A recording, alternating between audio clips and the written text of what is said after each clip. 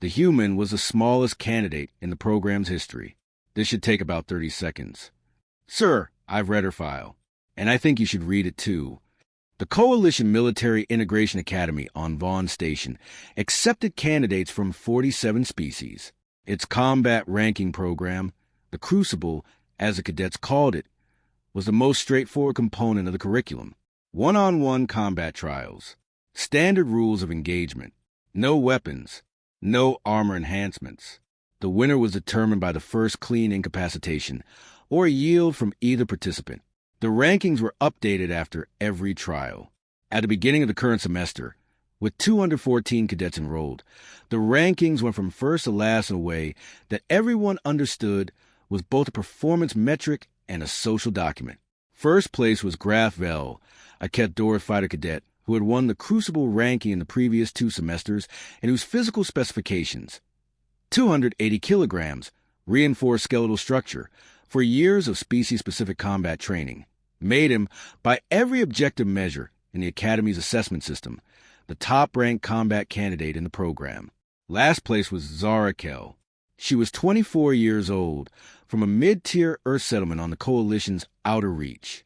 She was 5 feet 4 inches tall and weighed 61 kilograms, which made her the smallest candidate in the program's history by a margin significant enough that someone in the administrative office had double-checked her enrollment forms.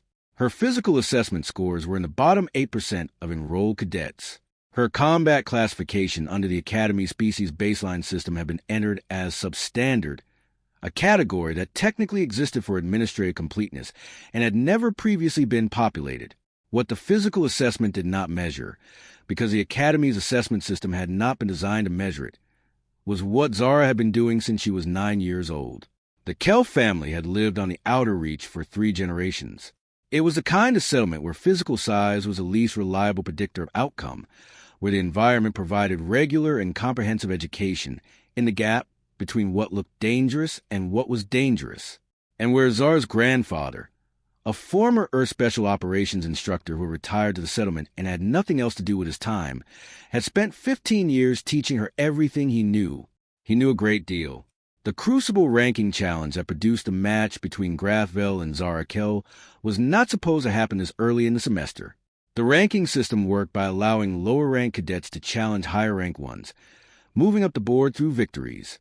The gap between last place and first was sufficiently large that the administrative expectation was that Zara would work her way up to the intermediate ranks before arriving at the top. Zara had challenged Grath Vel directly. This was legal under the Crucible rules. Any cadet could challenge any other cadet at any time.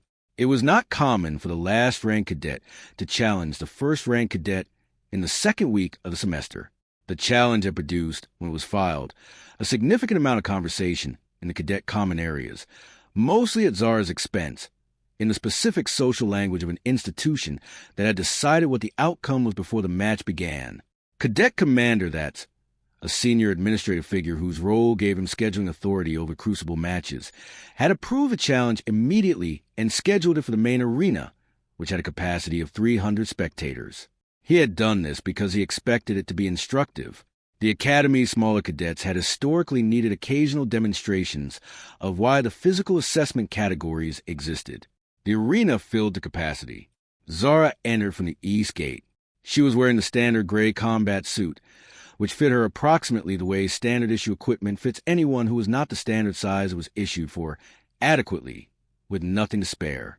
She walked to the center line at the same pace she walked everywhere, which was the pace of someone who was going somewhere specific. Keep your guard up, Zara! Again! You must breathe from your core. Arena, in a way that communicated clearly whose arena this was. The referee called the match open. What happened in the next 7 seconds was documented by the arena's recording system and would be reviewed over the following week by a number of people at the Academy with varying degrees of disbelief. Grath Vel moved first, which was his pattern, immediate aggressive advance. The Ket combat doctrine used mass and momentum as the primary engagement tool. Against 212 of the cadets he had previously faced, this approach had produced victories. Against those cadets, the advance was something to be met or avoided. Zara did not meet it. She did not avoid it. She redirected it.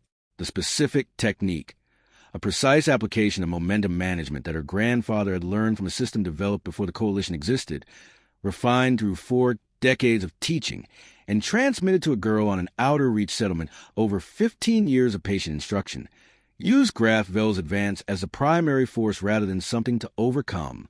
The physics involved were not complicated. Mass moving at speed, redirected at a specific angle, produces a result that the mass cannot easily counter. Grath Vel was face down in the arena's sand before the echo of the match opening tone had finished crossing the arena. The silence that followed was a specific silence of 300 spectators who had arrived expecting one outcome and were processing a different one. Zara stood over the fallen champion.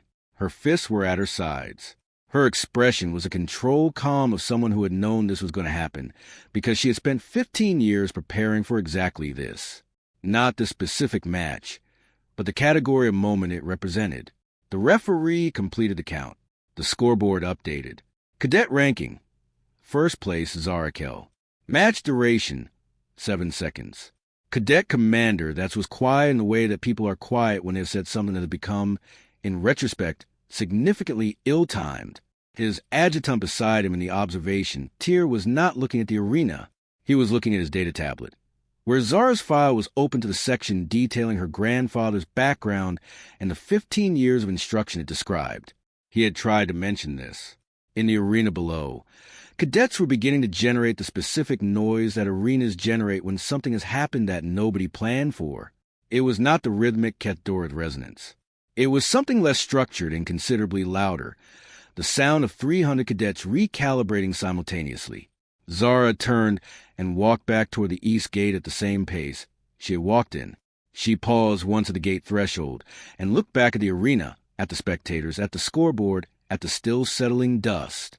Her expression did not change. It held the same controlled certainty it had held since she filed the challenge. She walked through the gate. Behind her, in the admin office's filing system, the substandard category in her combat classification was being updated by a staff member who was doing so with the specific care of someone handling an administrative error that nobody was going to want to discuss. The new classification was entered as C.